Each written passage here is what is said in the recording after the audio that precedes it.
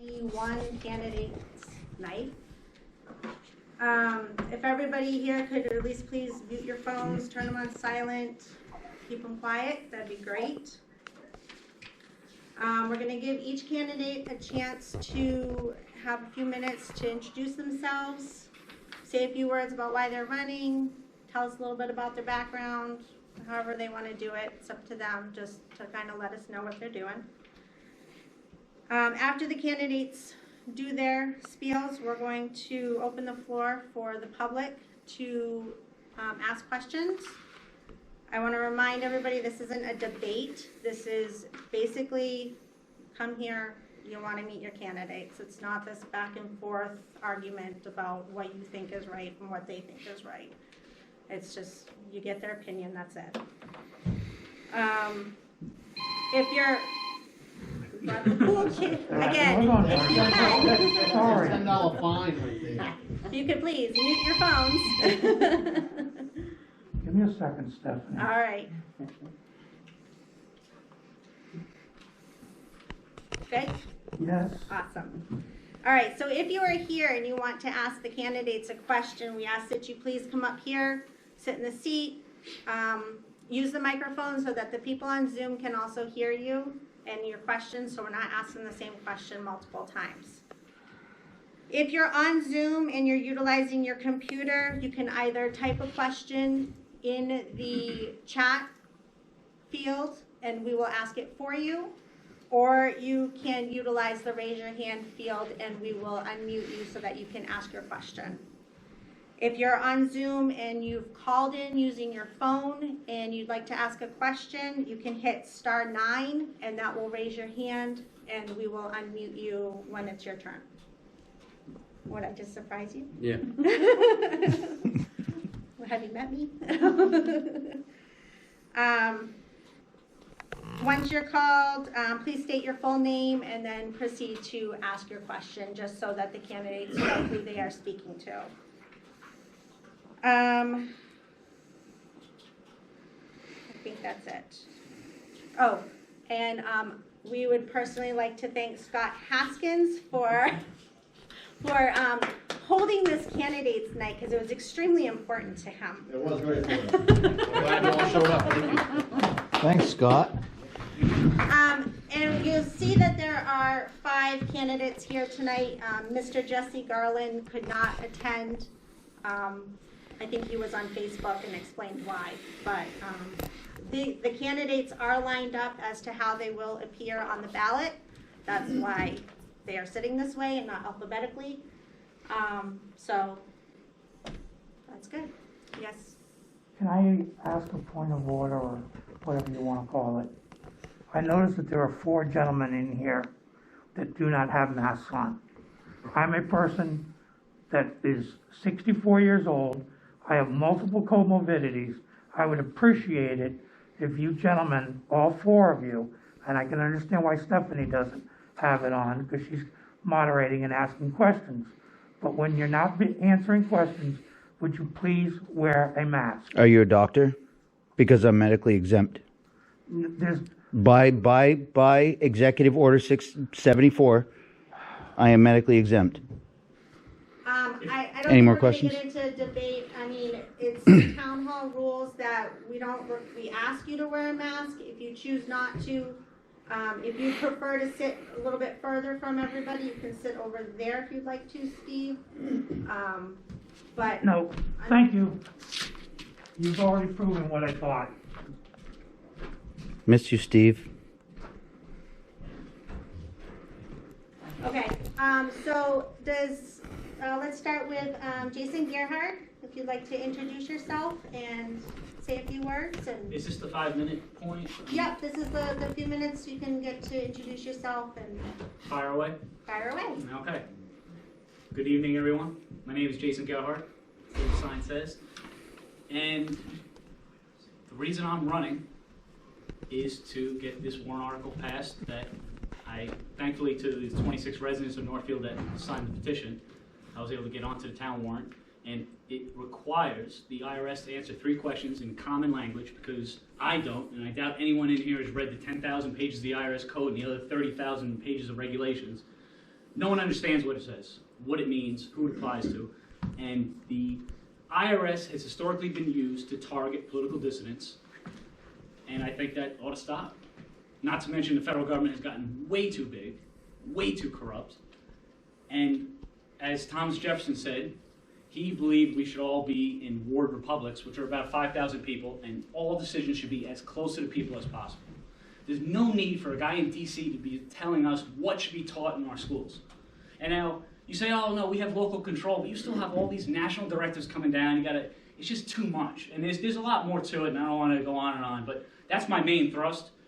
As far as town issues go, not gonna lie, I'm relatively new to the area. I do like it, and the 200 plus houses I've been to, knocking on doors, getting support for the petition and just meeting people, I've learned a few things. One is the majority of people that I've encountered, they're concerned about the roads.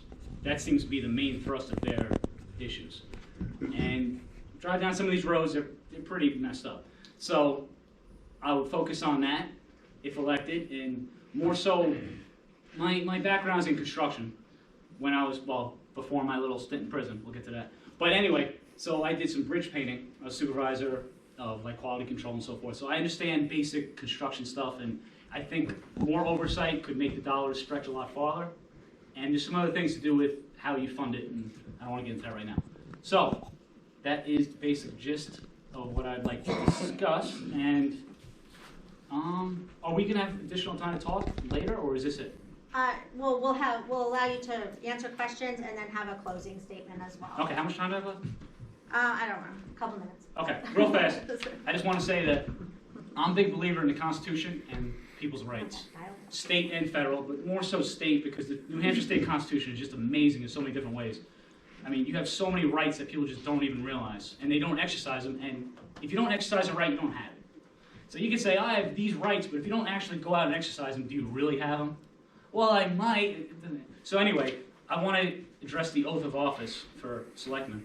It's Article 84 in the state constitution, but to the inhabitants of Northfield, I do solemnly swear that I will faithfully and impartially discharge and perform all the duties incumbent on me as Selectman, according to the best of my abilities, agreeably to the rules and regulations of the Constitution and laws of the state of New Hampshire, so help me God. And one of the best articles in this New Hampshire State Constitution is the right to privacy. Article 2B was passed in 2018, and it reads, got a little New Hampshire Constitution right here, but it reads, right to privacy. An individual's right to privacy to live free from governmental intrusions in private or personal information is natural, essential, and inherent. And having to tell the federal government where you make your money and where every dollar goes is insane. It's absolutely a violation of your right to privacy. So I think everyone can agree, at the very least, that the IRS and its little minions violate that clear cut. And I'm not going to say who, but I'll put it on the website. One of my opponents, wrote that, however, upsetting the federal or state government from the town level will not in any way help the town. It could very well have the reverse effect. I cannot support anything that will be harmful to the residents. And I would say that anyone running interference for the IRS is not doing the people of the town any justice. Even at a 25% tax rate, you work an 8-hour day. 2 hours of your day you're going Uncle Sam to fund what? A gazillion wars everywhere? I mean, it's insane. You're essentially a slave to the federal government for 2 hours a day at a very low tax rate, which most of us are paying much more, unless you play the exemption game, and then you got to worry about him auditing you. So I don't want to waste any more time. Thank you, and I look forward to your questions. Okay, thank you, Jason. Mark? Hi. The reason I'm running for Selectman is I want to keep Northfield the way it is. I want to try to keep it small. I want to try to keep the taxes small. I'm a small business owner in the town. I'm an excavation contractor. Northfield is a beautiful town. It has been. We need to keep it that way. And I'd like to work together with the citizens of Northfield. I will agree with you. Our roads some of our roads need some work. I do know that there's already a plan in place that we're going to keep on trying to. Sandogany Pond Road was worked on somewhat. Union Road needs some work. There's plenty of roads that need some work. I'll be working with Kevin and Scott to see how we can get that done.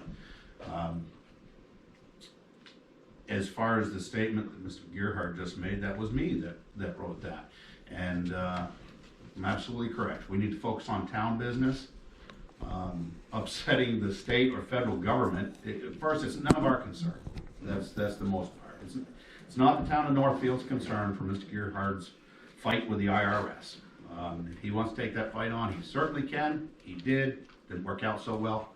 If he wants to continue the fight, I think he can, and just do it on himself. But I welcome your questions, and I'm here to work for Northfield, for the residents of Northfield and them alone. Thank you. Thank you, Mark. Daniel? My name's Daniel Mitchell. I've been in the area for about 25 years, in Northfield for about 16 years. I love Northfield, reminds me of my hometown of Pelham, New Hampshire, which I was raised and born in.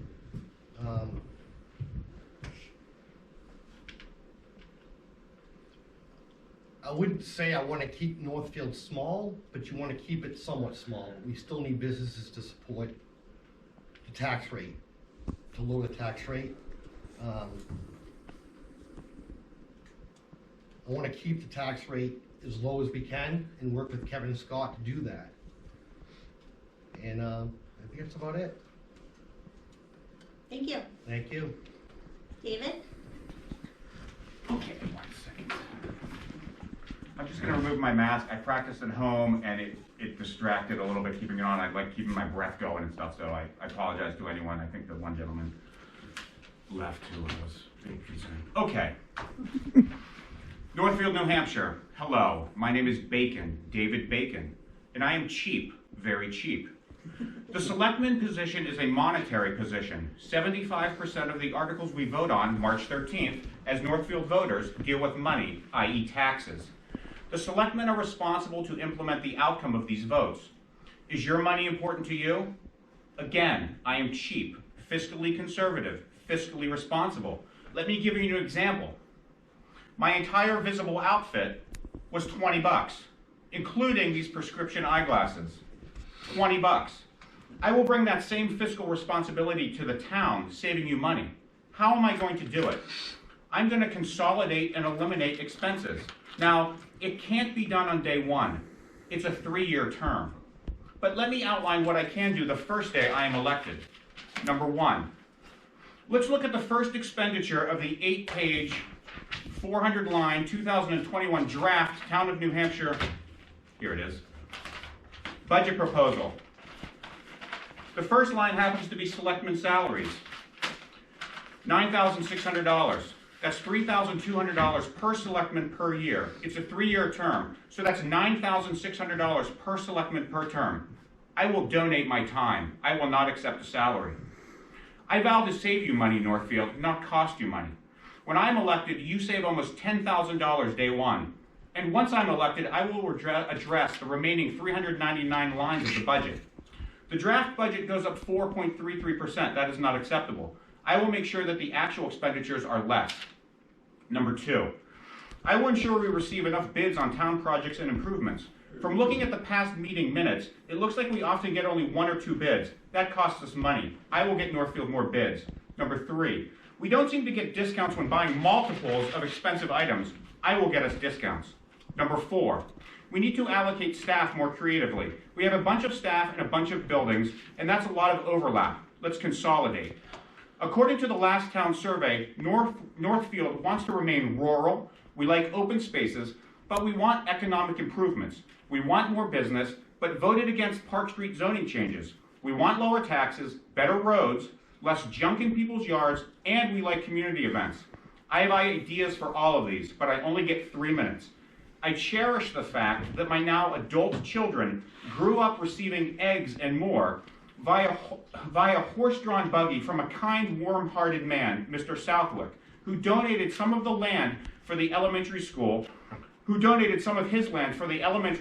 where we will, as a town, vote on the 16 articles which the Selectmen are ultimately responsible for carrying out. The least I can do is donate my time, knowledge, experience, and skills to keep that giving spirit alive. For that is what ties together a community. Thank you. You do not have to vote for me. You have to vote for yourself. Thank you, David. And Carl. Thank you, Stephanie, for putting me last. No problem. My name is Carl Bartlett. I live at 50 Bean Hill Road. It's a 100-acre farm my grandmother bought in '42. I've only been a resident of Northfield for 10 years. I've been a taxpayer for 20. The farm has been part of my life, and Northfield has been part of my life. My memories of Northfield predate I-93. I mean, Clayton's Clam Bar got moved up from south of Sandogany Pond and became Jim's Drive-In, an icon for the community.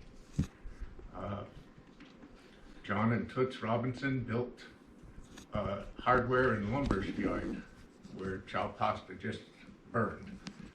And next door to that, Dave Cross had Northfield Beef, our own little meat shop. My grandmother delivered eggs and potatoes to Bob Bath over there on Elm Street, right across from the Andrew Cannon Bridge. Those are all, and probably the biggest memory I have is the Worthmore store, which was a feed and grain store where the Merrimack Depot is now.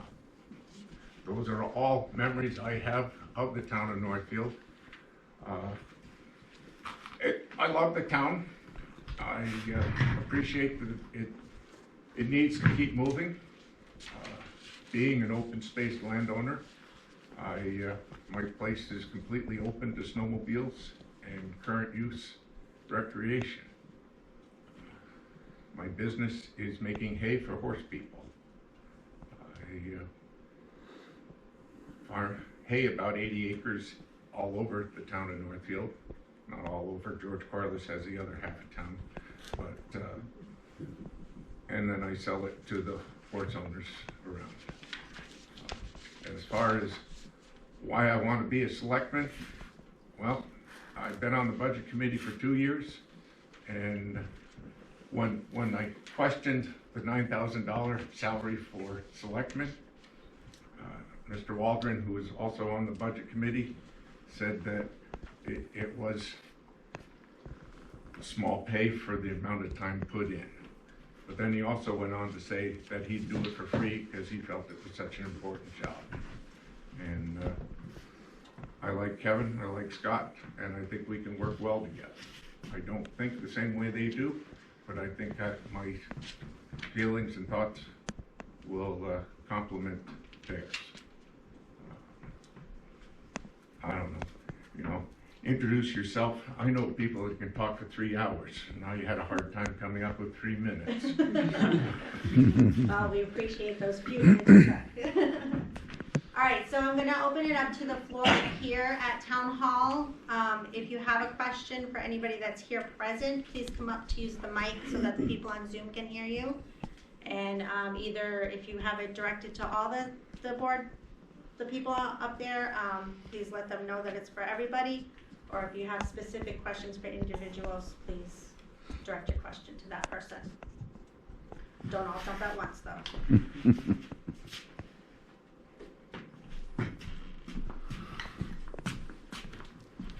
And just state your name.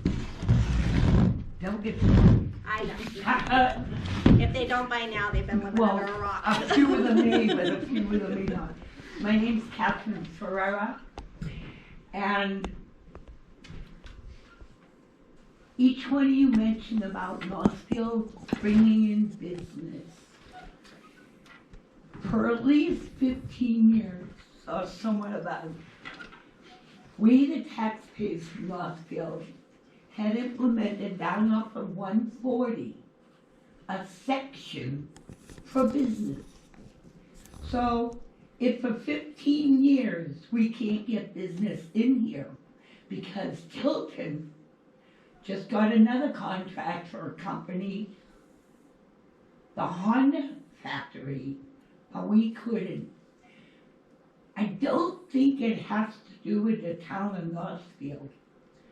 I think it has to do with we in Northfield are covering a lot of the expenses for Tilton. So when Tilton threatens us on our formulas for the school and our selectmen caved and agreed that allowed Tilton to open up theirs while costing us. So my question to each of you is, how are you gonna bring business here when Tilton knows how to take selectmen for whatever reason? And I was in on some of the meetings, so I know that they caved. How would you fight Tilton getting the business so that we can put a business that we already paid to clear out 140 to have it implemented? So how would you bring in the business and take it from Tilton? You wanna Any go one down, of you? do you wanna go down the line? Yeah, we can start with Jesse if you have any input. Oh, Jason. Jason, I'm sorry. Jesse's that end. Yeah. Jason's this end.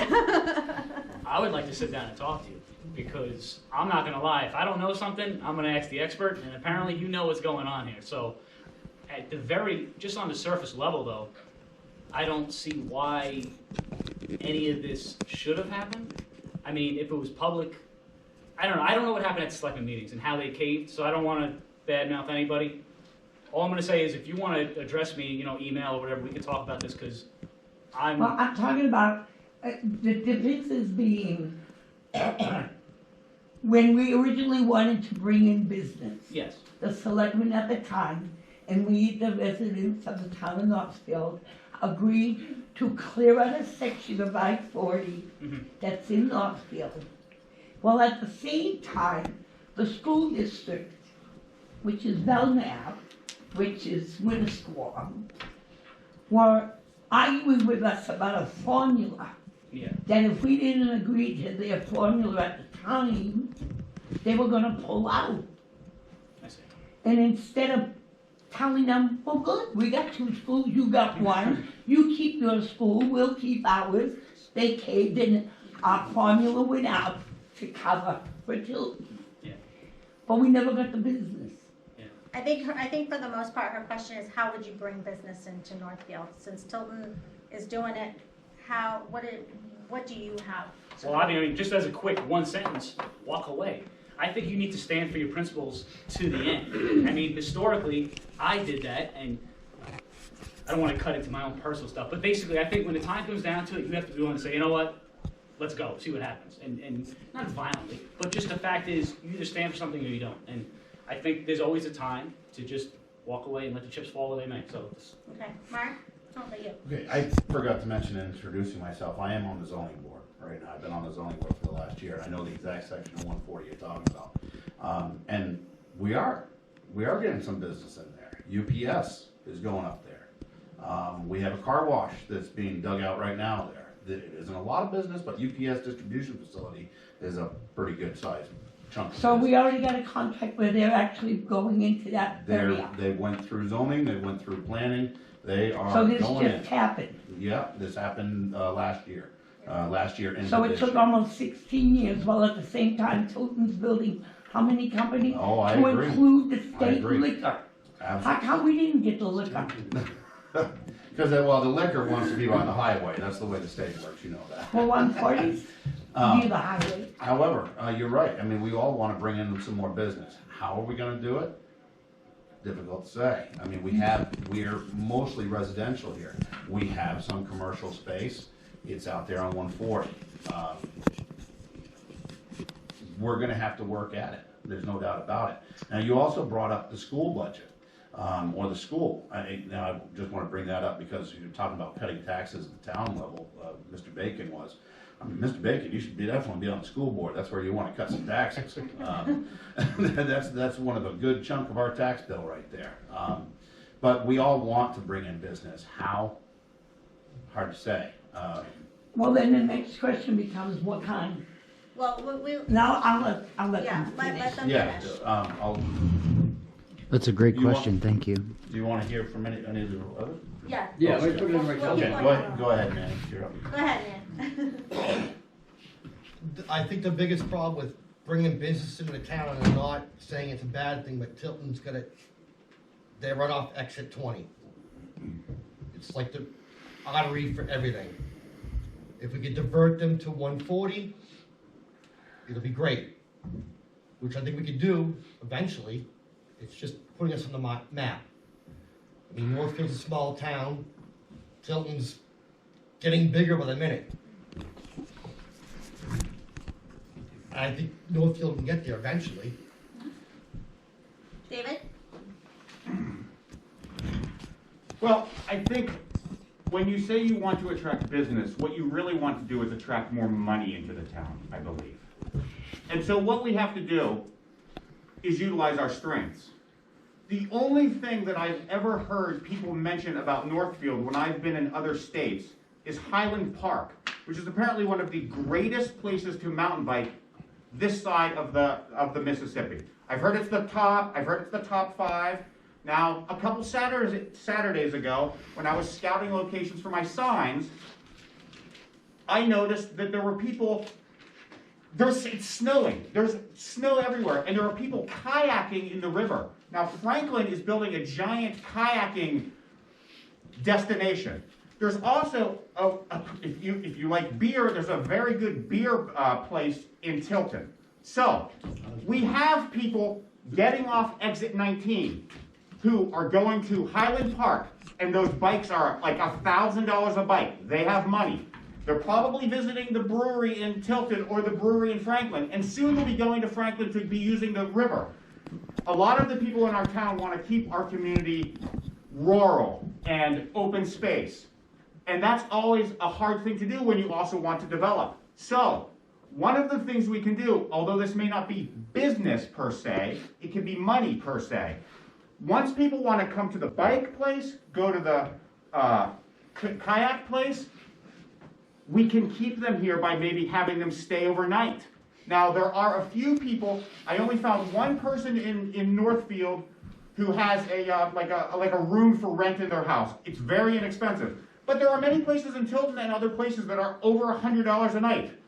We could make Northfield a sort of destination, keeping our rural nature, keeping our big open spaces, by maybe putting up a teepee in your yard and then renting that out, making a destination for people who want to stay over. Maybe you have some livestock that you could show off, even chickens or something, because if city people are coming up with their $1,000 bikes and want to go ride the bikes, hey, maybe it'd be cool to have a little country experience, and that would at least give, might not be a business, but it would at least give some more income to the people who live here. Okay. Carl? Wow. I agree. I mean, the only way that we can generate positive income is to attract businesses. The scary thing about that, from my time around, is I know that the town of Merrimack, when Anheuser-Busch moved in back in '75, they promised not to charge them taxes for 25 years. Now, No. thankfully, that 25 years is up, and I'm sure Anheuser-Busch is paying a significant amount of Merrimack's budget. But it is a challenge, because there are some upfront costs to the town.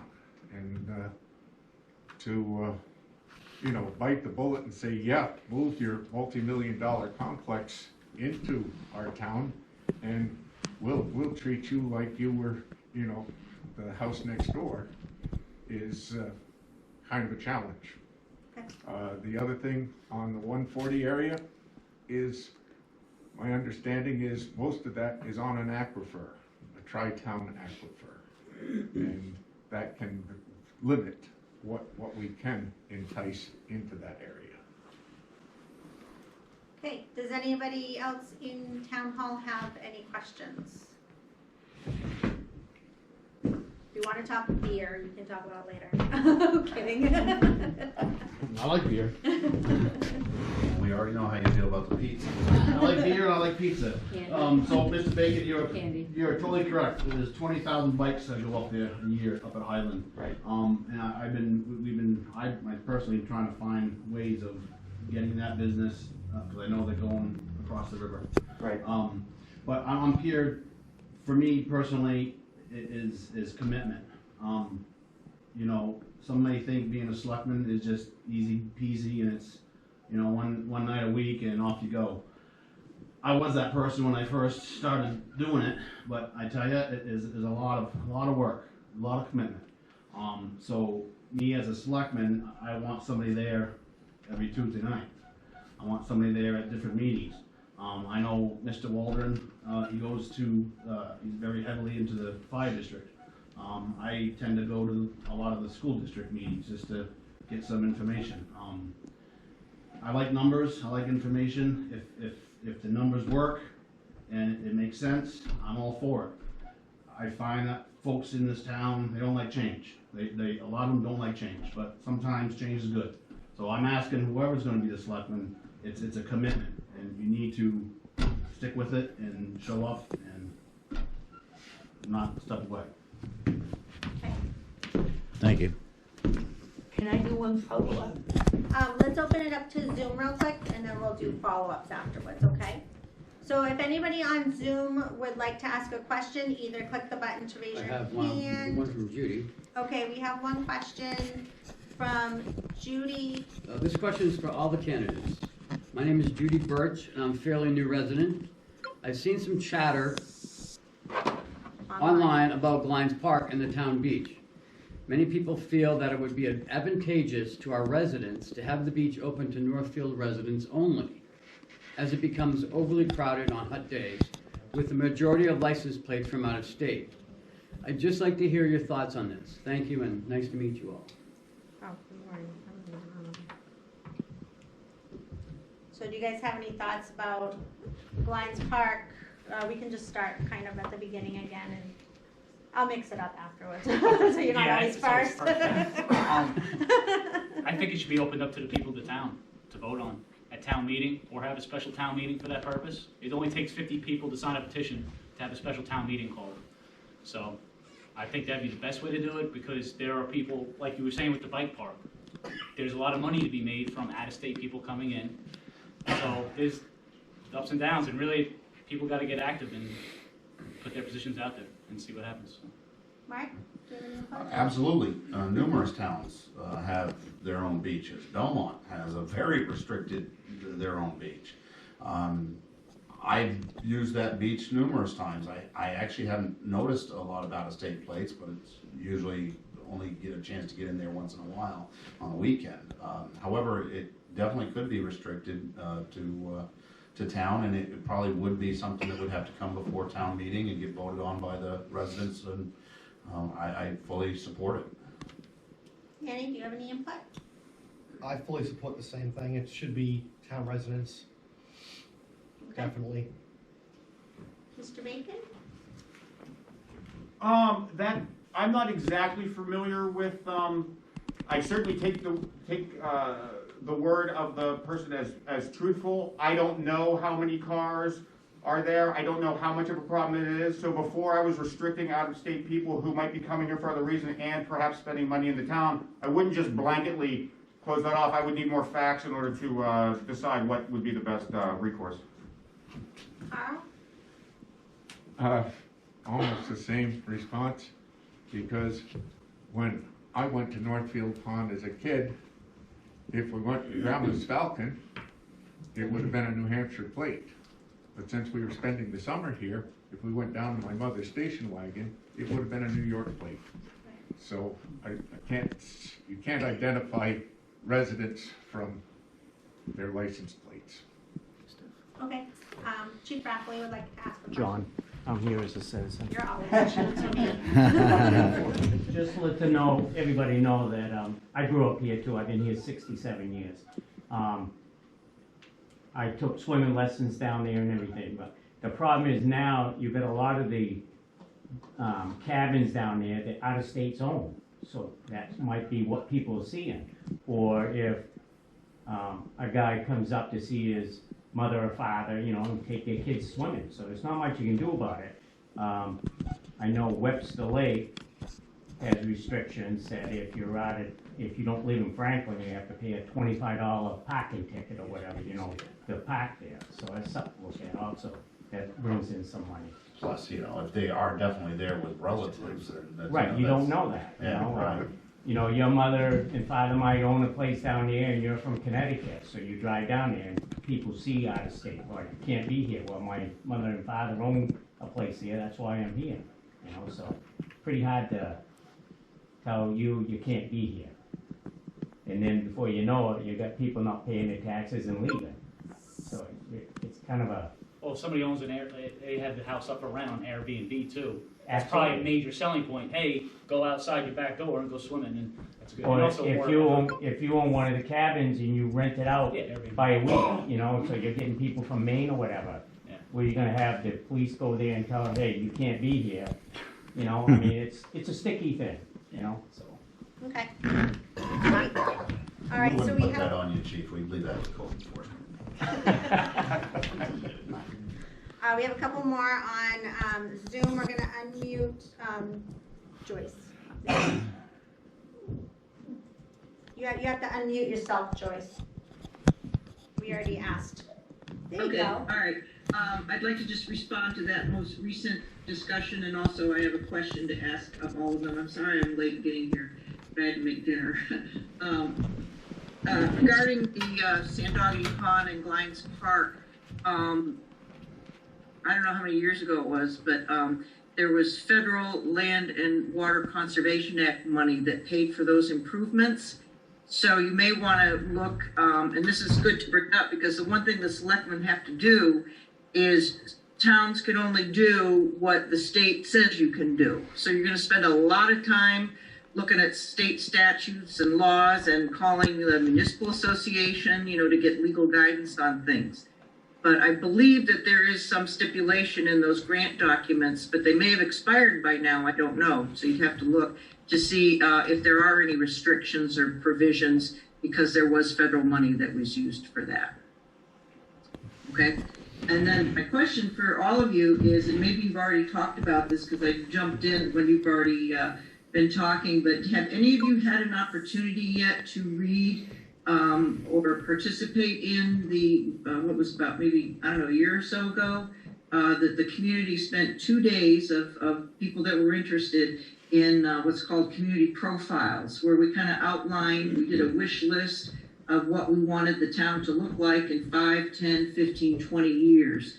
So I don't know if any of you have read that document or the master plan, and if not, if you haven't already answered this question, if you could answer it, what's your vision for the town in 5, 10, 15, 20 years? All right, we'll start in the middle of the table. We'll put Manny on the spot first this time. So what she's talking about is the open space plan that we had done. We spent 2 years doing. It was an open space plan and then the master plan, of course, which we've had. Go for it. I don't think I have seen it or read it, but I will. Okay. David? The specific document that you mentioned, I did not see that on the website in doing my research. I certainly have looked at the master plan, and I know that the next master plan, I think it's every 10 years. I think the next one should be 2013. That is certainly something I'm very interested in. Going backwards. Should be 20. 2013. We're past. I'm sorry. Already passed. Wow. It's all right, we're all nervous up here. Yeah. The next one will be It's a 2023. hard crowd. The last one was 2013. And that's where I saw that there was all there must have been some sort of survey that was done at that time, and that's where I got a lot of the things that we were looking at. It seems like it's the same problems with the roads and the sort of dichotomy between development and staying true to our large lot rural nature. And I think more of the same. Yes, some more development on the what is that, 140? And yes, I know that we have a thing about I think if there was some deal about them paying to put some sewer in and then they get something or something along those lines. I mean, I'm new to doing the research and stuff, but I'm so fascinated by this. I went to the last Selectmen meeting on Tuesday, and it was fascinating, all these things that are going on, and I want to be involved in it all. So I'll be looking at more at that sort of thing, and Okay. you know. Carl? I don't know, a couple of years ago, there was a UNH or Cooperative Yep. Extension meeting at the Southwick School. I Yep. did attend that. The session I broke out into was looking to build a town center, and I lack the imagination to picture an exit 19 town center. But that isn't to say that, you know, Park Street couldn't be put to better use. Jason? I'd like to approach this from a different angle. I'm not familiar with that document, but I wonder how many people participated in it, because if you look back at just, let's say, the Selectmen elections, in 2018, 151 votes Mr. Brown won with, and out of the 3,711 people that are registered voters, that's 4% of people who voted for him. So you have 259 votes for 2019, Mr. Haskins, that was 7%. And then Kevin Waldron had 238 votes, 6%. So I think the issue is more public participation in local issues, and I think that comes back to the fact that at least 2 hours every day is being used to fund the federal government. So if we could get more people involved at the local level, you can't ask a woman that's working 2-3 jobs, is a single mother, to get involved in these kind of meetings. They don't have the time or the energy, and I think a lot of people are hurting right now, especially because of Governor Sununu's continuous perpetual mandates. So I'm answering your question, but I think it's more local involvement, and I don't think that can happen. You don't try and get at, you put a survey out and 10 people answered, you say, everybody wants to do this. You know, it doesn't mean anything because you don't have people really involved. They don't have the time. So that's my answer to that. Mark? I hadn't read the documents. I had heard about them a little bit, and I will read into them more. I will agree that with Jason, right? Yes. Jason, that you know, a lot of people, there needs to be more involvement so that you really get a better consensus of what the townspeople want in their town. So, with that said, one other thing I did want to bring up though, as far as the whole Highland Mountain bike and everything, we are also looking at putting in a campground, if I'm correct, here in Northfield, which would be a way to keep some of those bikers here in tents, as we mentioned before. So I will read those documents. I'll make myself, you know, more educated on that subject, but as it is, as we said, we really need to get more people involved in the town so we can really get a better idea of, you know, even if 50 people said something or 26 specifically said something, it doesn't really represent the overall town. So we need to find out what the townspeople want and go from there. Okay. Jennifer Haskins has her hand up. Do you want to unmute her? You have to? There we go. There it is. Yes, I have to. I'm a resident of Northfield, been here for 43 years. My question is perfectly timed, actually, by the answers we've been given. How do you plan to involve residents in the decision-making process of our town? We'll start with Mark. We seem to be doing a pretty good job with Northfield Tilton's talking. One of those ways. It would be nice if we could kind of separate ourselves from Tilton. We're in an entirely different county. We have our own police department. We share a fire department. Of course, it would be nice if we have our own zip code for that matter. However, everything, we don't seem to be able to bring up our business without having a whole bunch of Tilton involved in it too. So it would be nice that we could get, I mean, social media is, we're gonna get more people involved. We do have a town Facebook page, but I do it and I'm too busy. You do it all. I know. Manny? I agree with Mark. Social media is a great tool. If we could just separate Tilton Northfield talking and just have Northfield, it would be great. I would love to see more people involved with the zoning. I mean, we have what? We were Couple trying. people show up or on Zoom. It's just, I wish people were just more involved. And We just gotta get the word out. I'm sorry, man. no, it is. We need to get the word out. David? Well, one of the things at the last, Select board? No, the town report, every 10-year thing where I got the wrong date, the 2013. Oh, yes. That master plan. Yeah. At that last survey, one of the things that people talked about was how much they liked the community events. Well, maybe if we had more community events, maybe if we utilized the arch and that field and did more things, maybe if we utilized the Pine Center and had more programs and things, getting more people involved and doing things and having a good time. Obviously, there are possibly some COVID things right now that maybe they make that harder to do, but eventually we'll be over all this nonsense. And then if you get more people enjoying themselves and doing things that I'd like to do, then they may get more involved with the town itself. Another thing, I am not a social media person. I don't do that stuff, but I love podcasts. Now, it's very easy to set one up. It's also very easy to listen to one. So we could do things where it's something I would be interested in doing, but like you could have a weekly podcast where you talk about the things that are going on in the town that anyone can just download and put the thing in and listen. We could even interview interesting people in the town and be like, oh my gosh, today we have on the chief of police, and here's his history, here's why he got, and all this stuff, or anyone who has been here for a long time and has done stuff, and it would be fascinating. Of course, it may not be the thousands of people listen to, but a few people, and slowly you build and get more people interested in everything. Cool. Carl? Tilton Northfield has been an entity for a long time. I realize Northfield is 241 years old this year. But the Tilton Northfield complex, and I understand that it, has a county line between the two bridges, and soon the county line's going to have to be moved so the Tilton Island can become Tilton's.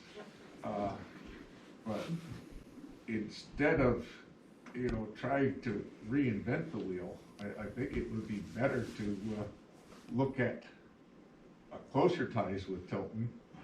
And how many people remember the pole pines that grew at exit 19? There was a beautiful grove of pine trees right there at exit 19. The state had to fill in a swamp somewhere, and they had to build the frog ponds at exit 19 to replace the swamp they filled in, which spawned the Society for the Protection of Artificial Wildlife, which was a Tilton Northfield,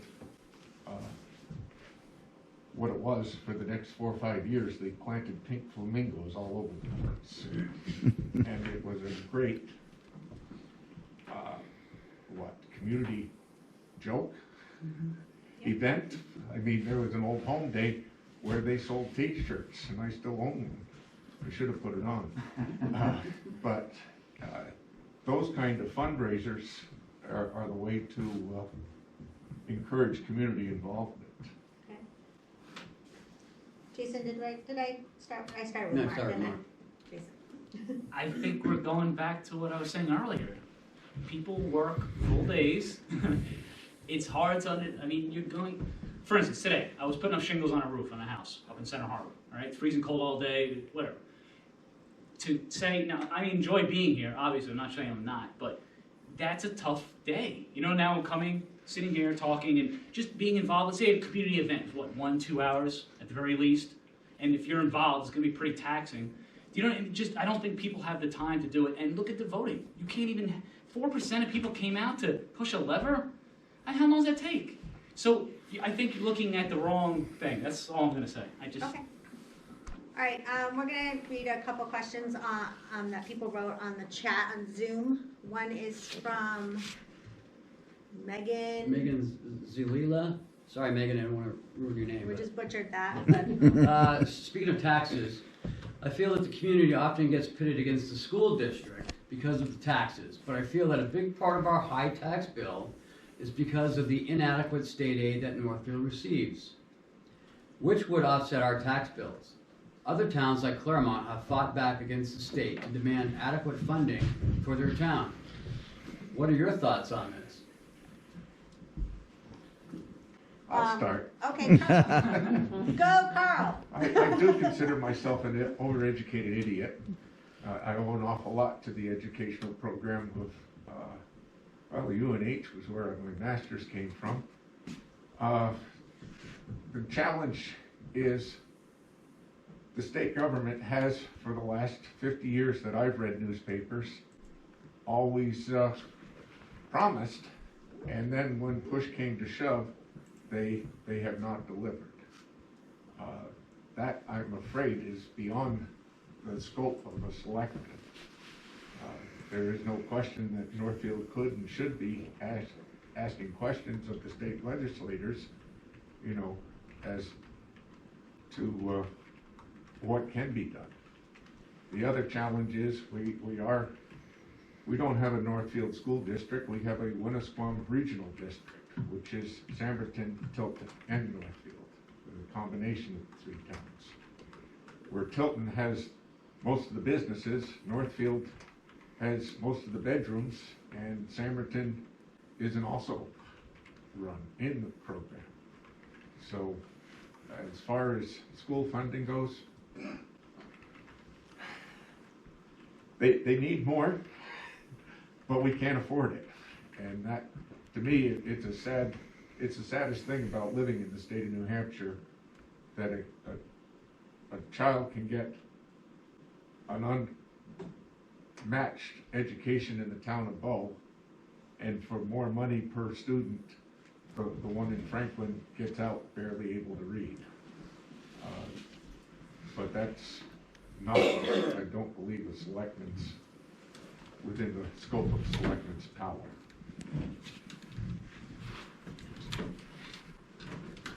Okay, Jason? My mother is, well, she's retired now, a teacher in New York on Long Island, where I'm from. And my stepfather also was a teacher.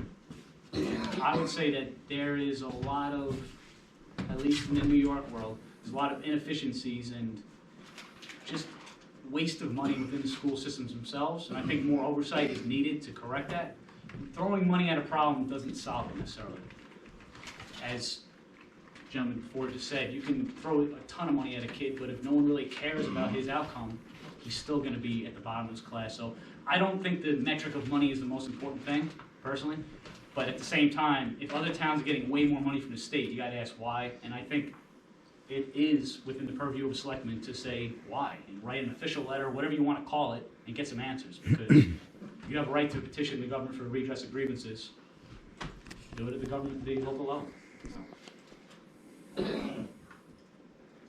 Mark? Well, as I mentioned earlier, you know, the school budget is a good section of our tax bill every month. And I do believe there could be some wasteful spending. There usually is in some budgets, there's some wasteful spending. I'm not on the school budget committee. I cannot honestly answer that. It is a good place for a lot of community involvement. I can tell you that I was a little shocked at what we're hearing about our school budget, and I need to get more involved in it to find out what's going on when you have a town such as you know, Pembroke, that has a surplus of school funds because of the schools being shut down, and we are short on funds and going to be even worse off in the next couple of years. I know some of the schools are older, and I know they're talking about bringing them together. There is some definite spending issues, but you know, actually the selectmen aren't the school budget committee. That is definitely, we could definitely get to know it and as citizens get involved in it. However, that's really more of a question for the school budget committee, I think. Manny? I have too noticed some, obviously because of social media, you can see you're already posting school budget and might be going up again because of this year and their budget they're opposing, and I think you just need to be more involved to control the spending. If no one speaks up, and believe me, I'm one of the people that don't speak up until you really see it in your eyes that the money that's spending on the schools. But I think we just need to speak up and go to the meetings and pay attention. I'm sorry, we should definitely be addressing it to the state issue too. I mean, although forgive me if I'm wrong, I think our former governor Shaheen was supposed to deal with that back years ago, and yet here we are still dealing with it. So there's definitely some state issue on there that we need to get involved with to get the money from the state if it's available. Go ahead, Bacon. Go ahead, Bacon. Okay. I only looked at the Northfield town budget proposal. I didn't spend any time on the school budget. I know there was a big school board meeting yesterday, and I think Scott attended that. I'm sure he would have a ton of information on this. Again, I only looked at the Northfield budget proposal, but since it's tax talk, I want to just mention one thing. Let's trash talk. Line 328 of our proposal, curbside collection is $155,145, and that's just pickup of trash. Disposal is another $130,000. They only pick up trash 2 days a week, Tuesday and Thursday. And as far as I know, it's 2 dudes, 1 truck, twice a week. That's 104 times a year. Are we all gonna have he's bringing up a different issue. Are we all gonna have an option to address that, or should he kind of stay on top? Well, he can take his few minutes and talk about whatever he wants. All right. That's 104 times a year for $155,145, or $1,491 each time Casella, I think that's how they pronounce it, rolls through town just picking up our trash. That's about $3,000 a week, only to pick it up. Now, Northfield, if you don't want to elect me to be selectman, that is fine. I will be the garbage man. Amen to that.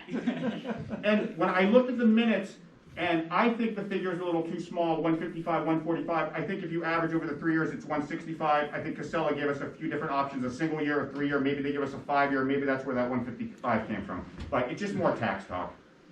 Okay, Stephanie, can I add? sure.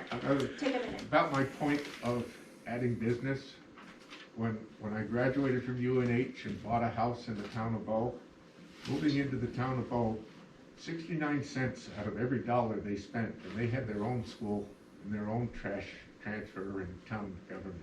But 69 cents out of every dollar they budgeted came from the public service power plant.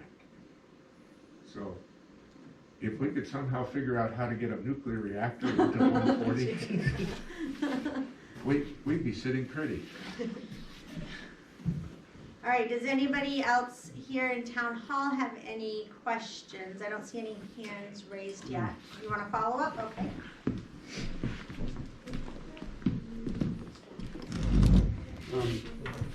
Carl, could you get a little closer to the microphone? I'm sorry. Or bring it closer to you, yeah. Just to do a follow-up on the 140, we already prepaid. I thought I just have to. There you go. Fancy. We as taxpayers had already paid, and as a matter of fact, any business that went in, as you stated, they were gonna get some freebies up front. So what freebies did UPS got? And I would also like to remind everybody, you look at the school budget, 70% of the budget cannot be touched because it's administrative guaranteed money. The only part of that budget we can touch is 30%, and that is the money for the students. So whenever you go in and you say we don't have the money, when they say that the budget's going up, it's not for the students. The school districts are collecting for the administrator. Every teacher in every year is requested to put in the amount of money they need for their supplies. Every year the parents have been also asked to purchase supplies. Yet every year teachers say they have to buy their own supplies. So when you ask them the question, where is the money going for these supplies, if we're still buying them after we pay our taxes, you're told, no, that's not how it works. And as far as Governor Shaheen, that is why we still have the state Why school tax? As elected officials, I am astounded that my local elected and my representatives and my local state reps have not gone back to the state and informed them that this statewide property tax to cover for Claremont, it should be now null and void. So just have a question. How much have we allowed them not to pay on 140? And as far as the school budget, please, if they're wanting to increase it, 70% of that budget cannot be touched. So when they say they want more money, ask them why.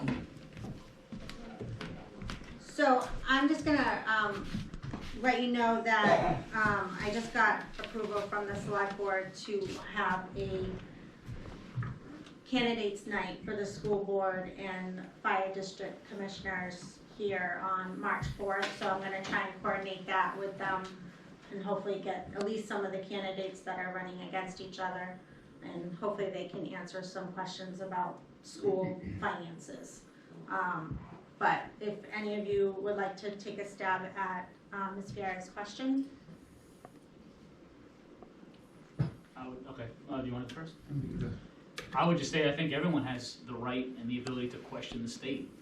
And I keep on coming back to the petition warrant article, but I think you need to operate through the closest level of government to you, the resident, citizen, whatever you want to call it, and put forth questions that way, because it's going to be much harder for Sununu to ignore you when it comes from a town. It comes from an individual, no one pays attention. Very rarely do they actually give you an answer. And if they do, it's some boilerplate nothingness. But when it comes from a town, then you go, oh, you know what, we'd like to talk to you. Put them in this chair, and you ask them some questions, and it's much harder for them to weasel away. You can lock the door. So, you know what I mean? I think that's how I look at it. I think you need to ask questions and put people on the spot. I think that's critical. I think it's the only way to really get to the bottom of any issue, because otherwise you get stuck in the legalese and the bureaucratic jumble that no one ever understands, and then everyone walks away and goes, what happened? So, that's my answer to that. On the UPS, I don't know if we did offer them anything. I was on zoning, so I'm not on that part of it. I don't know if we did offer them anything, but I can assure you that it's UPS, it's a distribution warehouse. They're not putting it up for 1 year or 5 years. They're putting it up there for 20, 30, 40 years. It's gonna pay. More importantly, we're finally getting some use out of that section of 140 that has had Jersey barriers across it for years. So it's opening it up. It's starting something. It's good. It's any tax revenue to the town is great. So that being said, let's hope that answers your question. Man? Manny? I don't know if UPS is anything, I don't know the details. All we know is the zoning board approved it. I don't know what the details were on it, but. Okay. David? The only thing I know about the 140 UPS thing is from reading the minutes, and I noticed that we are apparently getting the road back once they take possession of the thing. That's the only thing I've read about that. Sorry, I don't have more information for you, ma'am. Carl? What was the question? You want to ask him again? Yeah, the question was, originally, when the residents of the town of Northfield, about 15 years ago, approved the clearing out of that I-40 to bring in, we were told that we've had business in there within 5 years. Here we are 15 years later, and he's only just now saying, but at the time, we were gonna guarantee the first, I forget whether we were gonna give them sewerage and they didn't have to pay. So I was just curious if that portion of what we voted on, I think it was $1,000 or something involved. So that's why I was wondering, if the zoning board is approving something and you didn't know at the beginning, should you not have backtracked? The zoning board gives special exceptions and variances from code for the town. They needed to come before us, or actually in regards to it, it had already been through the board before and it ended up coming back from some some other people in town. Planning is what you're probably thinking about, and as far as zoning, it's, does it pass a variance or special exception? That's just zoning does on it. And then planning is where they get the whole plans of the place, they get to see what it's all about. So Carl, do you get that question? Yes. Kind of. And certainly infrastructure, you know, it's one thing to have a paved road out into the pucker brush, but for a business to operate sewer and water, you know, because they're to drill their own well and have a septic system on an aquifer for a large establishment.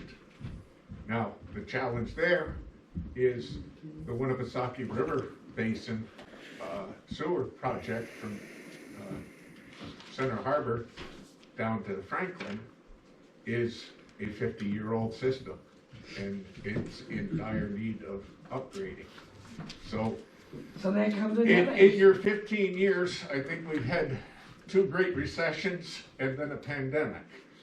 And so, and we've made some progress despite the economics. So as a farmer, I'm always optimistic. The sun is going to shine. Jason, you wanted to do a follow-up? Yeah, I have to plead ignorance on this. Who does approve special financing or deals or whatever with a land project? Oh, so it goes before this whole town? Okay. I don't see anybody. I don't see them either. Maybe they muted themselves. The voters do at town meeting. So they approved the TIF district and they approved the 5-year business retention. So if there was a special deal given to UPS, it would be coming up at town meeting, correct? No, it was part of a prior town meeting vote. Yeah, understood. Thank you. Yep. All right, so not seeing any other hands raised or any chat on Zoom, and assuming, oh, Mr. Waldron wants to Take say a stab something. at it. Stab with the pointy end. So with the pointy end. He can't even hear me. The notes have been taken? It's great. Good job. For a person to sit on the Board of Selectmen,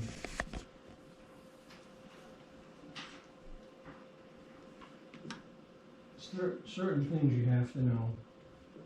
Policy and procedure is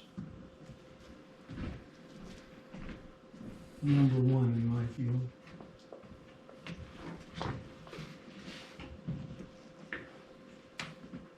The people on the board should be of very high moral character.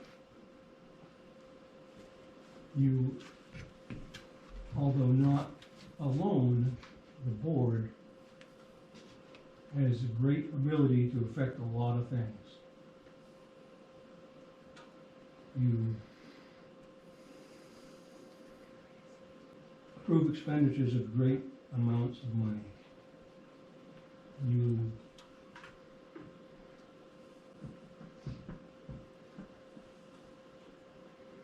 are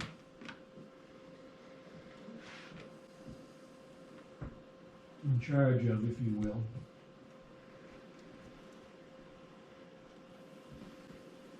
department heads or selectmen can sign contracts, do a lot of things that the money you play with, and I don't really mean play, it's not your money. It belongs to the people of this great town. We go through a process of budgeting where it starts in one place and ends up somewhere else.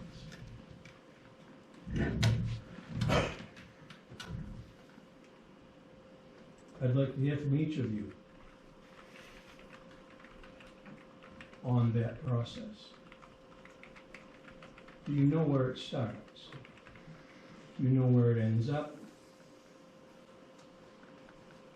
you know the process from start to finish.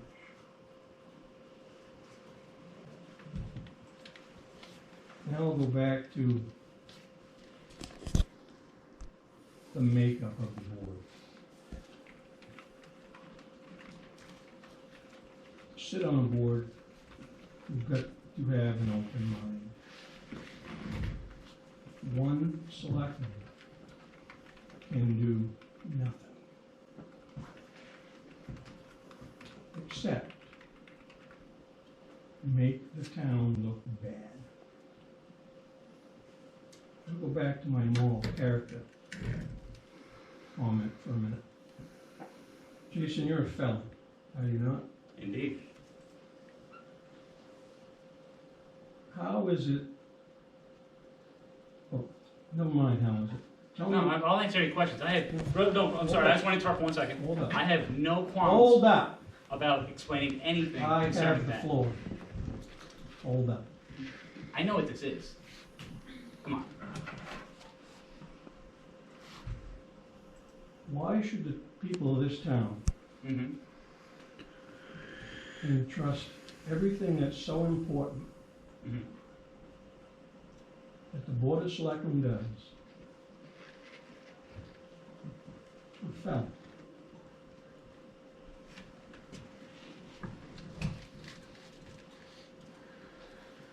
Further,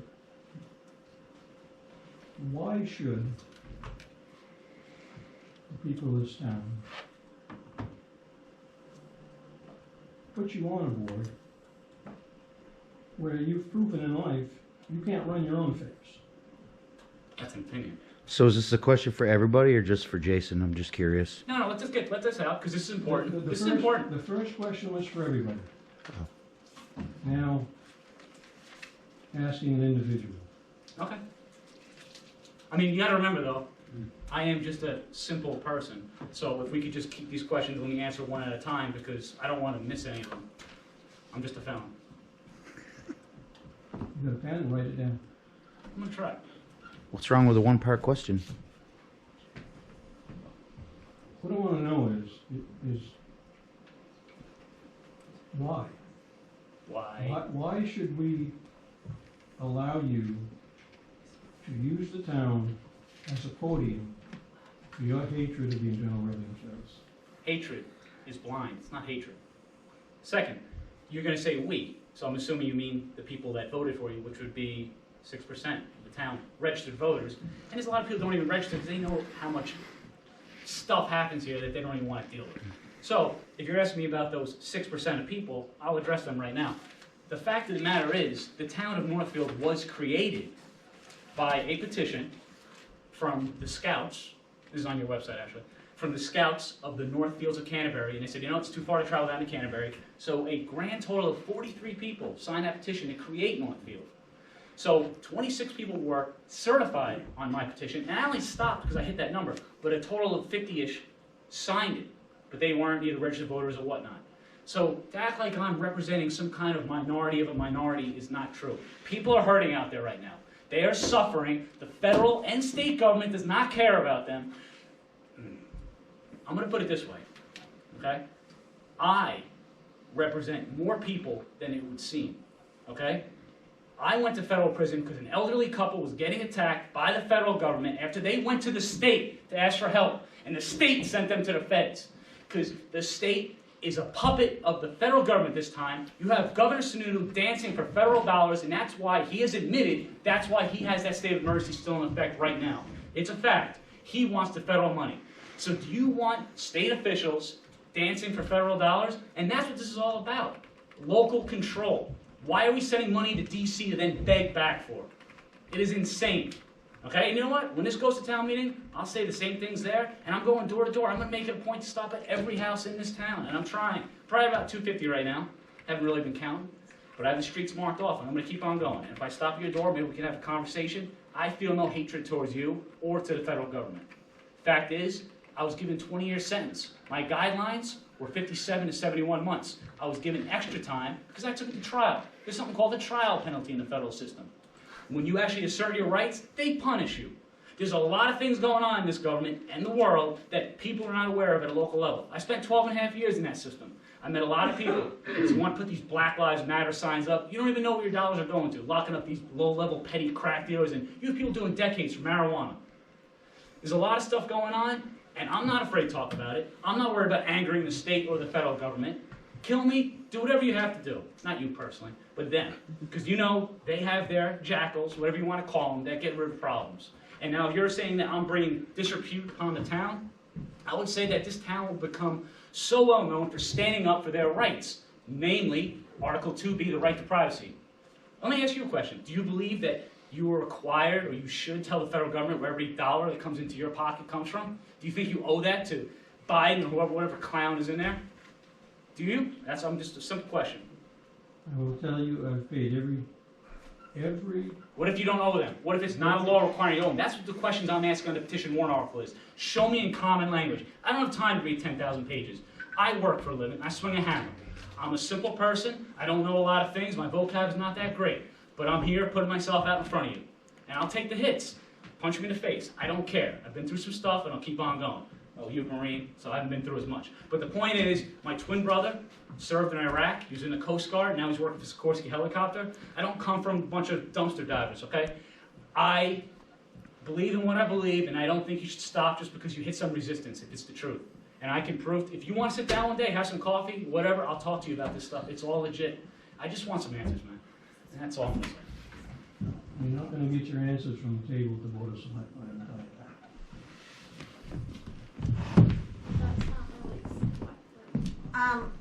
So, yeah. So I guess so wait, the questions for everybody else went out the window?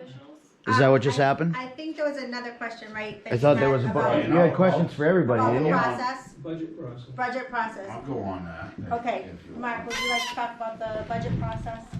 Certainly. I mean, it starts right where it should. It starts at the department heads. Chief of police, it starts with his budget, with every department head. Starts with their budget.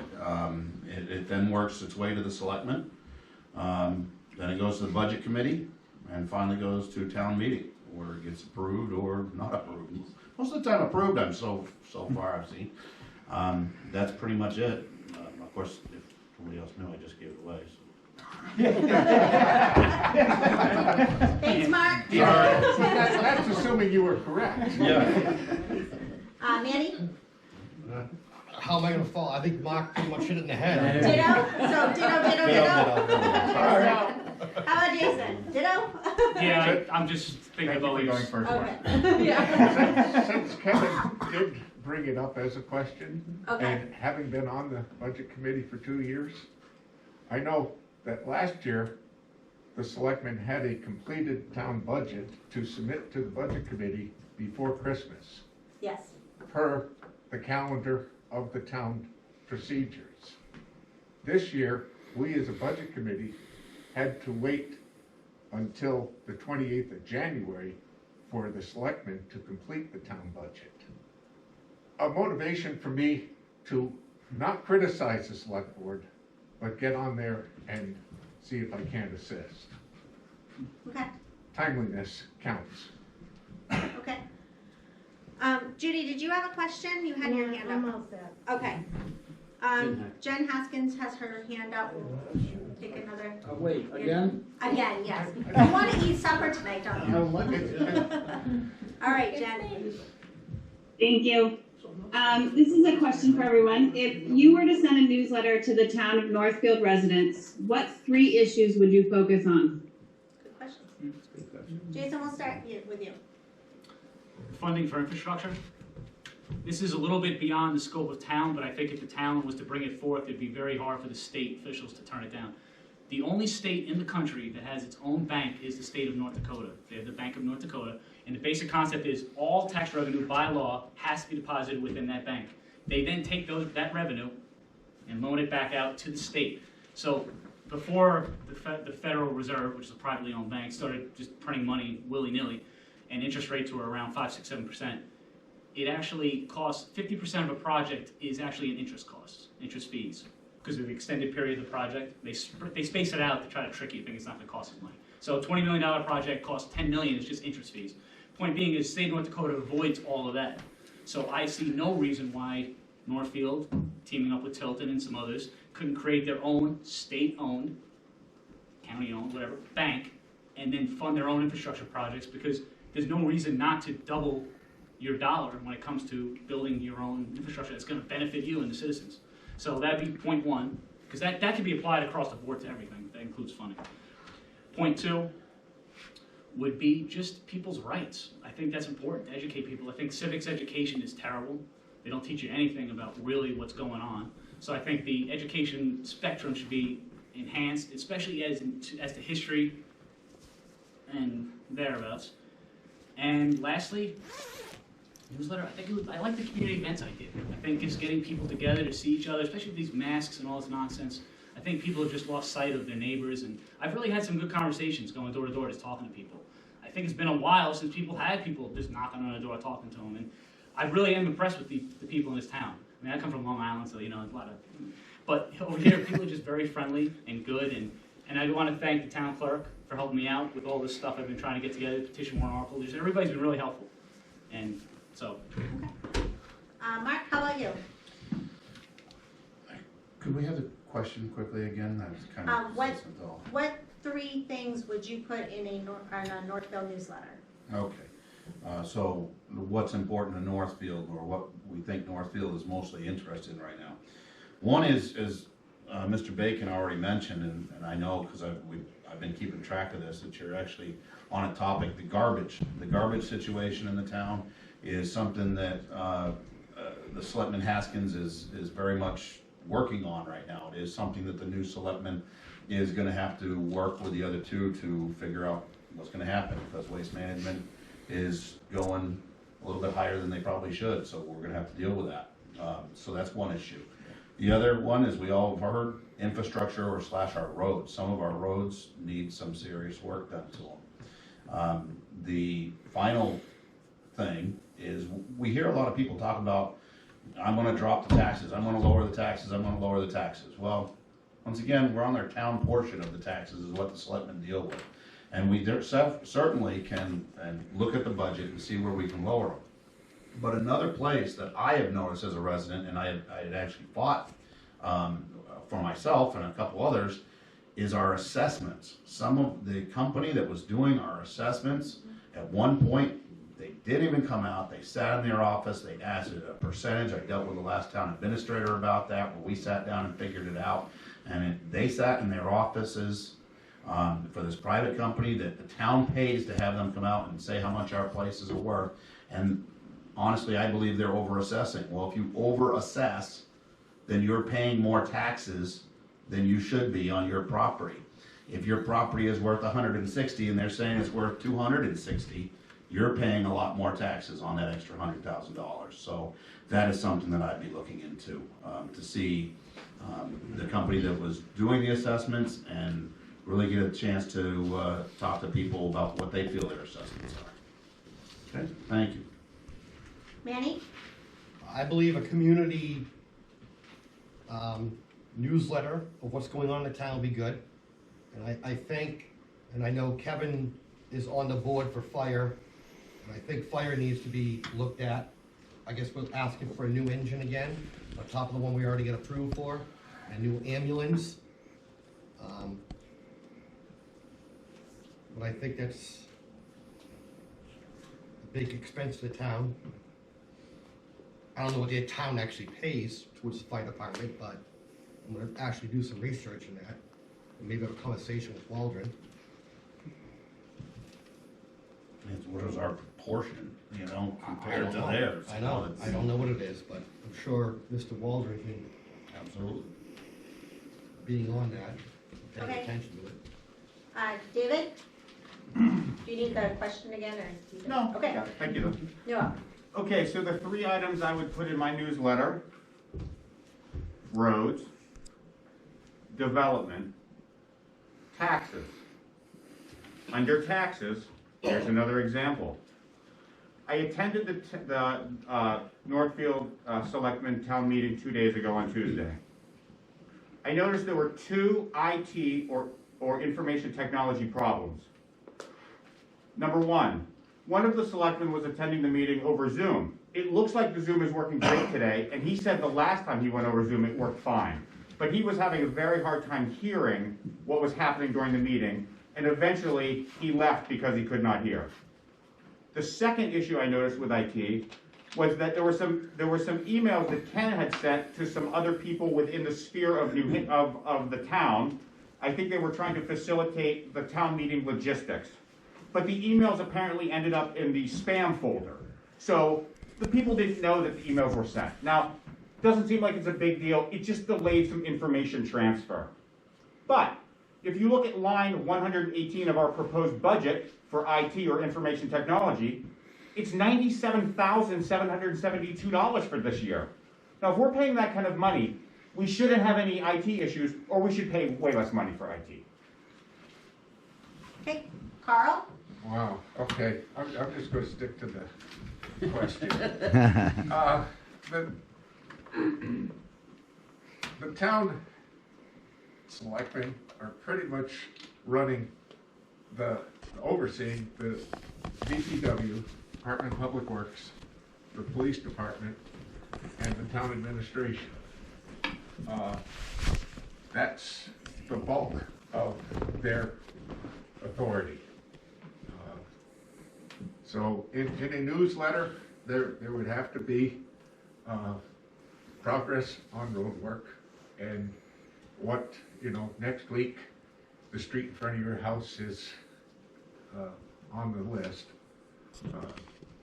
Community events, I think the town should have more than just one old home day or some variation on that. Even with our mask, I mean, you could see some very well decorated masks around, so we could have a party who has the prettiest mask. I'll put it in my notes. Thank you. PD, I find police logs to be dreary. I don't think I really need to know whether my neighbor was picked up for whatever. And so I'd rather see, news related to the police department's community programs, where they're, walking the beat, working with school kids. That would be interesting and on the positive side. Now, the Pines is an outside agency, but on the Northfield newsletter, it wouldn't hurt to repeat the Pines agenda. I don't know. Okay. Somebody else has to write it. Judy, you want to ask a question? I changed my mind. It's more of a, well, no, there is a question to all of you. I've heard a lot about community involvement. Try to speak closer to the I think it might be turned off. How do you plan on doing that? I've been in town for 66 years. I've been on just about every committee there is.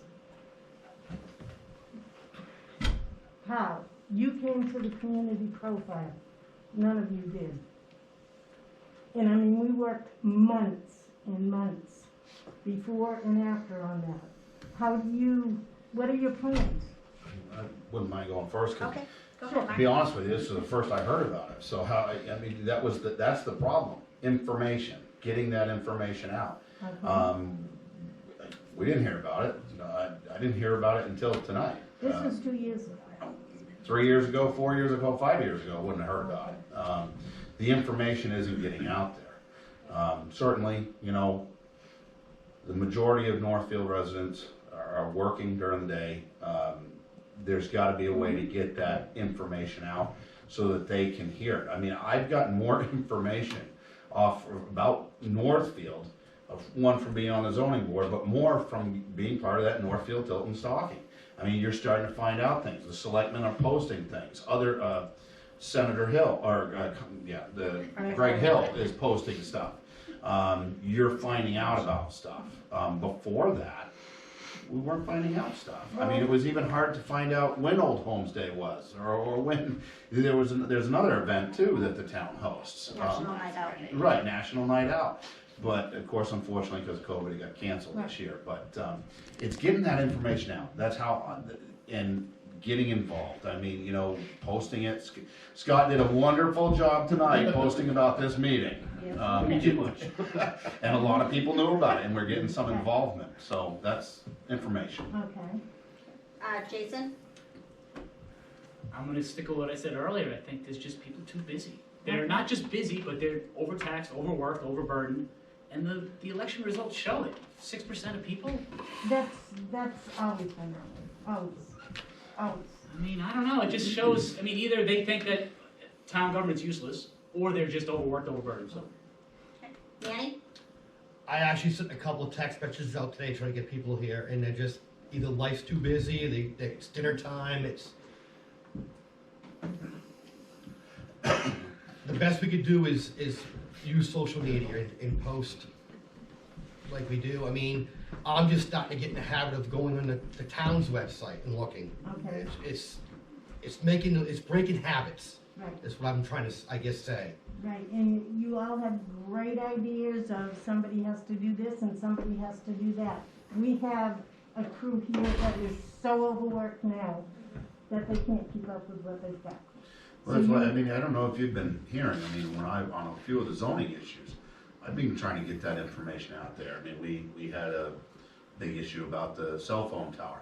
I plastered social media with that, trying to get people involved. Right. We still, you know, so, No. so some people did, but we never got that involvement at the board. So there are people trying. We are trying it when we know everybody in town is working hard for everything. There's no doubt about it. Sorry, go on. David? Well, the first thing I want to address, I believe it was about 10% of the registered voters who voted last time for the selected. It might have been 6% who voted for the winner, but it was about 10%, I think, who voted overall. Still abysmal, but just slightly higher than this. Okay. Everyone loves social media, other than I and a few people. And I guess it's great, and it's cool we have our website. I got so much information on the website, but you have to go there. You have to seek that out. Now, if you drive down to Franklin, there's a couple buildings where you can rent space out, garage things. They have one of those like little signs. You put those little plastic letters on. I think they might even sell them. I don't think they're very much money. I'm going to say between $500 and $1,000 perhaps for one of those signs and the letters. Perhaps someone could get one cheaper, but regardless, something like that maybe in front of the exit 19. Near the exit, exactly. Yeah, I don't know about right there, but it's something like 80% of the people, I think, who live in Northfield work outside of the town and have to commute. I'm going to assume a lot of people use the highway, not everyone obviously, but something there that was a sign that mentioned town hall meeting, whatever. Yes, someone has to go down and put the stuff up, of course. I mean, We have one at the Pines, right in the Right. Pines already. Right, but that kind of stuff, so that when you're driving by, you saw like, oh, there's a meeting tonight, you might be like, oh, I'm free, I might go. At least, again, it's like one person at a time. You know, it's a slow thing to get. Like, I also did not know about the thing from 2 years ago that you've been talking about, because I'm not checking the website all the time. It's like, maybe I come over and pay a bill, and maybe look at the notice outside, but otherwise I'm not looking at that stuff. So something that was visible that we could see, I think would help. Carl? Obviously, the town administrators or the town government is doing a superb job because 90% of the registered voters aren't bothered by it. As far as recruiting volunteers, I drive the roads of Northfield on farm tractors. Top speed is 18 miles an hour and comfortable speed is 12. And I can tell you that I have to get by exit 19 and I do it after 9 o'clock in the morning and before 4 in the afternoon, because exit 19 is where this half of town anyway, maybe a third of Franklin, is getting off from their job someplace else. And having done 30 years of road work, I know that after I've done my 300 miles, my 50,000 miles a year, going to a meeting is not on the top of my list. Unless it was Boy Scouts, and then I ended up 14 nights a week volunteering. But 14 nights a month, I should say.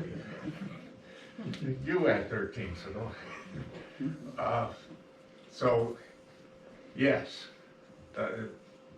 How do you recruit people? You have to come up with ideas that pique somebody's interest. I ran a Cub Scout pack that was 120 families. I was the committee chair. And as the committee chair, I told at the committee meeting, there were probably a couple dozen parents every time out of 120.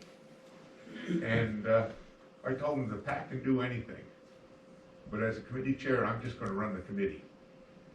And I had somebody that thought sleeping down at the Boston Museum on the cement floor for an overnight was a cat's meow. And she organized that for 60 kids and adult supervisors. I never touched it. We took 40 or 50 to summer camp, and there was a lady that was just so glad to get the husband and the 2 boys out of the house that she handled all the registrations and all the paperwork.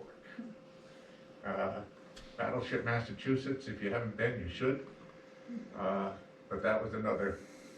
I had an admiral that for 4 years, and as soon as it became available, he handled all the details. So yes, what you have to do is you got to find somebody that's really enthusiastic, and then do nothing to discourage them. Your questions answered, Judy? Okay. Thank you. We have one more person on Zoom who would like to, I guess, comment. I unmuted you, Chris. You just have to unmute yourself.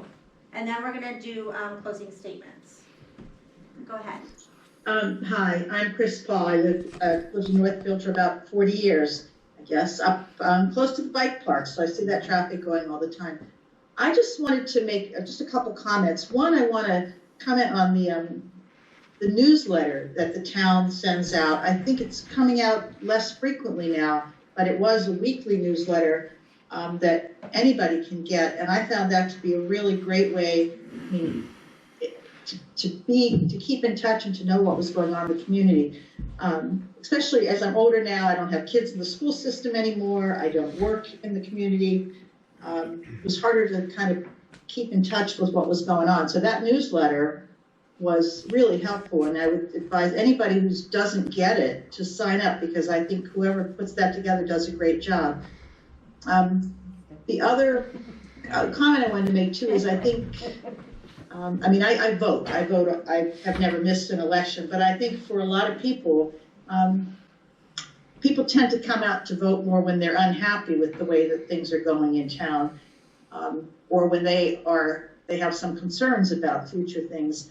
My even being at this meeting came about because with all that's been going on in the world and the state and the nation, it made me realize maybe I need to pay a lot more attention to what's going on locally, because what's happened, locally affects what's happening at the state and goes on up. But also, I don't do a lot on Facebook, but I had signed up for the Tilton North, one of the Facebook groups, and which is how I found out about this meeting, and also where I've heard a lot of comments in the last month or last couple of months that really kind of concerned me and made me aware of things that are going on in the community that I wasn't aware of.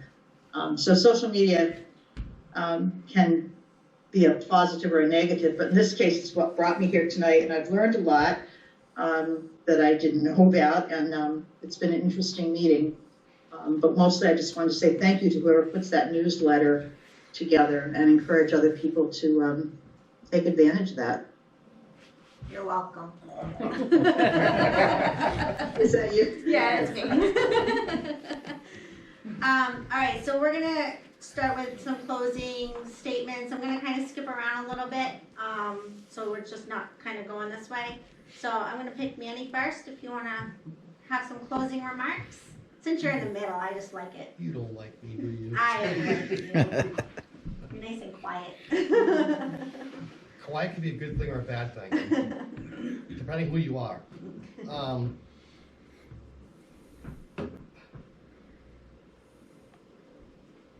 Obviously, I love the town. I love the people in the town. I am on the zoning board. I've been on there for almost a year. I'm learning the ins and outs of that still. I would love to learn and work for the town, help the townspeople out, work with Kevin and Scott, and hopefully learn some tricks from Kevin, because he's been doing this a long time, and learn some stuff from Scott. I think that's about it. Okay. Carl?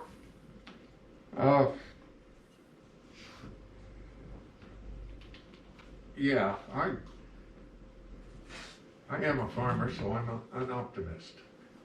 And bad things happen, but I always try to look for the good of it. And you can make real good out of bad things. As far as with the selectmen, or being a selectman, again, Kevin is the representative on the budget committee, so I saw him. I have stopped into a few different selectmen meetings, separate from the budget committee, and I like the way they work, and I thought that I could add to their abilities. Okay. Good. It's awful hard to come up with a whole lot. I know. Well, you've already spoken for a couple of hours, so. Yeah. Jason? I would just like to say quickly that if voted in as selectman, my whole position would be defending your rights. I think that's critical, and everything else is based off of that.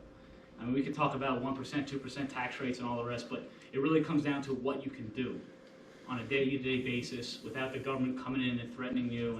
And a lot of the arguments that I've come across online and here, it all comes down to fear. And fear is used to control, and the people that are in positions of power, they like the way things are because they're benefiting from the system as is.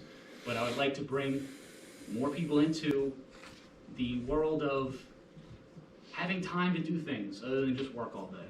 And I think the way to do that would be to vote for my warrant article at town meeting, put the IRS on the spot, and you know what? If they're right, so be it. I know they're not, but whatever. We can ask these questions, get the answers to them, and I think, hey, that'd be nice if people can get 2 extra hours a day to focus on local things, go to events, instead of paying for the absurdities and waste in the federal government. And I know it might seem, but this is a town, it has nothing to do with it. It does have to do with it. This is the localist, is the closest level of government to the people. That's where it starts. Thank you. Okay. Mark? Thank you. You know,